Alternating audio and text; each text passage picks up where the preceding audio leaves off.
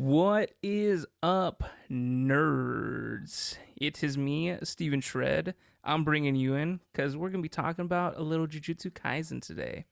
Of course, as always, joined by the wonderful... ManNerd, that's me. I'm wonderful. Yeah, that's right, that's right. And we are... Video nerds. All right. This one's going to be a rough one today. Here we go. We're going to be talking about the Shibuya incident arc for Jujutsu Kaisen Season 2. We did our own episode on the beginning part, the first arc of the season, and we said that we'd be covering this second arc as its own episode. And, man, what a ride the 19 episodes were. What a ride. Cannot. Like, it feels like back when Infinity War came out and people would joke about the whole needing emotional support and therapy after Infinity War kind of thing. It definitely feels like that after watching this arc. But it was every week. Yeah, it's like somebody's like, I'm just gonna hit you a little bit. It's like, okay, but I'm gonna hit you again next week. Oh, okay. And then I'm gonna hit you a little harder the next week. Okay. Next week, you can have the week off that week. Okay, but the week after that, you're gonna hit twice as hard. You're like, oh, And I'm going to kick you. Kick you right in the nuts. Yeah, because it's what it felt like. Like every time we got a week that didn't have something rough in it, the next week hit us twice as hard. And especially one of the parts in there, I just felt absolutely obliterated. Like we literally sat here and had to pull up something that was feel good to recover Every time. It was, And emotional eating. The whole gambit Yep. there. we had to get snacks and drinks and everything to make sure that we were in a good place. It was a lot. This arc was very, very heavy. But in that as well, though, some of the best action sequences that we have seen in Jujutsu Kaisen. Aside from one episode, which is very, very highly praised, but I will be 100% honest, it is an unfinished episode that the animators even said only about a third of the work was done. People highly praised it because even the third that's done looks amazing, but it is very noticeably undone. But even that was an insane sequence in the things that we could see. There was some details missing in that episode specifically. I don't know if you felt the same way, where sometimes you just didn't really know what was happening. Oh, it was most of the sequence there. Like, I would be able to focus, and then it's like things are moving. I'm like, I don't know what's going on. But it seems cool as shit. Yeah, like they did a very, very good job of kind of doing what Attack on Titan did, where we're going into this season thinking we're watching one thing, and they are about to shake everything we know about this show up to the point where next season is not the same show anymore. And I loved it, but I also hated it. It's very similar to how I felt when I played The Last of Us 2. But you did that to yourself again. I did, because I needed the platinum trophy. After Jujutsu Kaisen. Come on, man. Just torturing myself. But it's the vein of, you understand why certain decisions had to be made. You understand what the writers are doing, but it hurts so much. And you're just like, I'll be okay, but I'm just not okay right now. Yep. Why don't you give us some of your thoughts? I think you pretty much hit all my thoughts. It hurt. It hurt a lot, but I still like it because the show's awesome. Characters are great. The world's great. And sometimes I know I'm going to watch it again because there's certain things that are bad for you that you just do anyway. Yeah. So why don't we get into the ratings before we talk about specifics and spoilers? Okay. Well, You've got me intrigued. Go for it. As much as I hated a lot of things that happened, as much as it hurt, I still got to go D20. I feel like the things that happened and the trauma that this show gave me and the things that happened that I am just not okay about in the following seasons they'll just be a thing. Similar with Attack on Titan.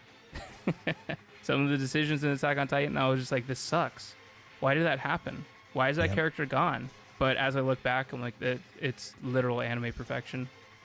Do I think that this is anime perfection yet? No, but I feel like I'm seeing the pieces being moved. So I'm going D20. But will I watch it again and like again and again or anything like that? No, I'm probably going to rewatch it once in English and then be good.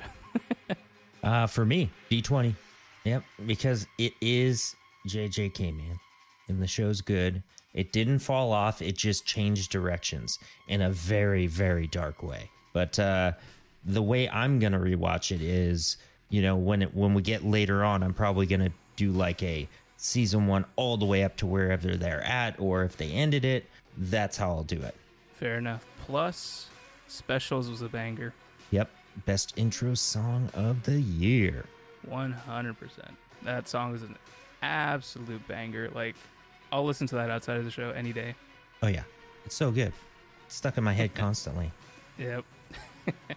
All right. Now, let's get to the juicy portions. Juicy. All right. Here we go. Spoiler alert. Spoiler alert. Okay, let's not ruin the whole thing for them. But why don't you just pick and choose some spots that were more traumatic for you?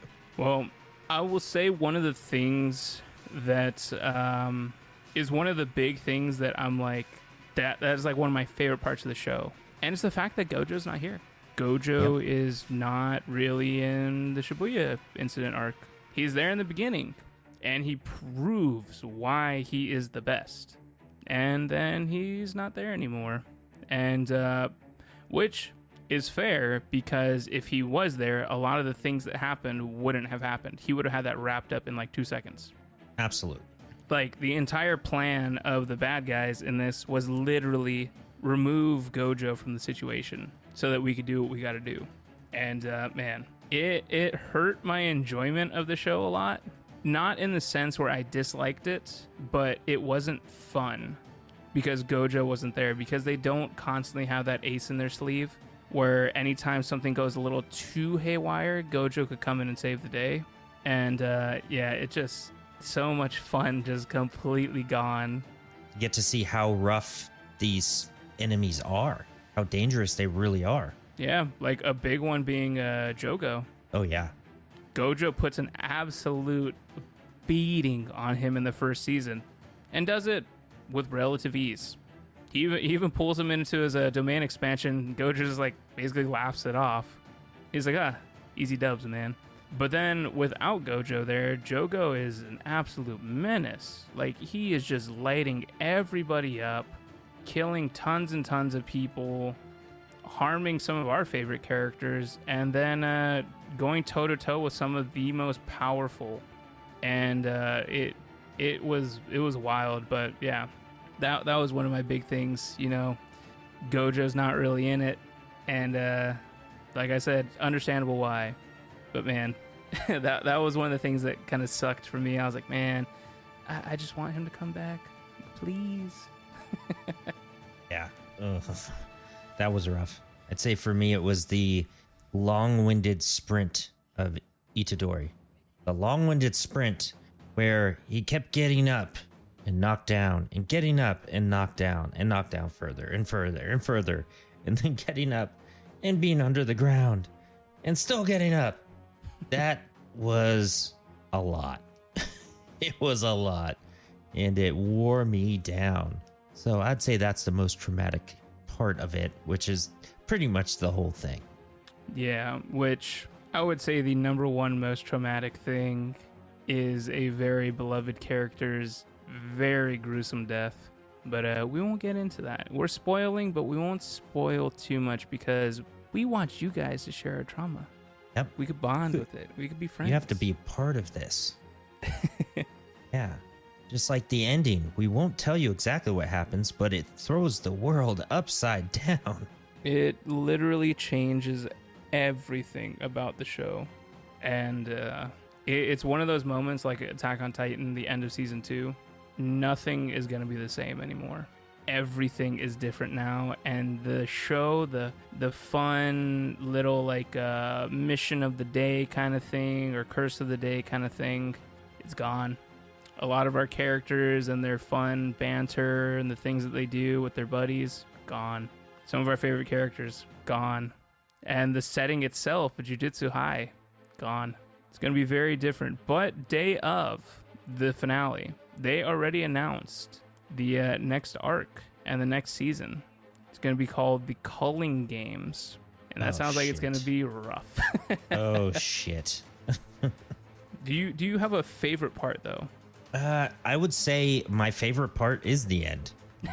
How everything got thrown completely around. That is my favorite part because I have no freaking idea what to expect. I don't know what's going to happen. Me either. All I know is this show is about to get even wilder. I gotta say, though, my favorite part, it's gotta be the return of Toji, dude. Yeah, so him making his big appearance when they're in the domain expansion and just throwing down like it's nothing. Oh, that was badass. Yeah. Yeah, dude. Like they had which I forgot the name of, but it's basically like I don't know, like a Cthulhu-looking curse, and Toji just beats his ass like nothing. And it's just so cool. Like, I don't know. I always really like characters that are just like so stupidly overpowered that they just make everything look easy. Kind of like Gojo, but Toji does it in a physical way where, you know, we talked about in the last one, he doesn't have cursed energy in that. He has the, I forgot exactly what it was called, the heavenly thing. Yeah, he's just overwhelming. Yeah, so he's pure power. He just basically just beats your ass the entire time. Yep. He just doesn't let up until you're dead. Yeah, so it was really cool seeing his character come back and getting to interact with the characters that we know. So that was my favorite part because I was just like, damn, like he's back. What happens now? The fights were very enjoyable. We got a lot of Itadori getting in good fights. We got Toji fighting. We got a major fight that basically floors the entire area. That we won't give away exactly who's involved in that fight, but man. And we get a basically cleaning, like they clean house with like a ton of the characters from season 1. So it's like you go from season 1 thinking, oh man, we're dealing with this guy, they're gonna do something, they're all dead. Like there are so many characters that they're not coming back. Yeah, there's so many characters that are dead and gone, and it is crazy. It's crazy how extreme the stakes are in this show. Because in season 1, nothing too wild happened, and in the movie, nothing too wild happened as far as stakes go. You know, you had the good guys, you have the bad guys, and in the end, even when you think something terrible is about to happen to one of our favorite characters, it doesn't. Season 2, that's out the window. We don't know who lives or dies. And it's terrifying, but it's exciting at the same time. That's a good way to say it. So D20 all the way for me. And we'll see how the Culling Game arc goes. I hate that. I hate that title. So do I. I feel like even more people are going to die. All right. Well, we'll get into Jujutsu Kaisen when it comes back. Probably not for another couple of years. Yeah, but we'll see. Eventually. All right. So in the meantime, share our pain and check it out. Catch up with us. It's up on Crunchyroll. Go check it out. Jujutsu Kaisen. You watch season 1. You watch Jujutsu Kaisen 0, the movie. Then you go into season 2. Have fun and good luck. Yep. Let us know what your favorite characters are and if they survived Shibuya. Yeah. All right. Well, we'll catch you later. See ya.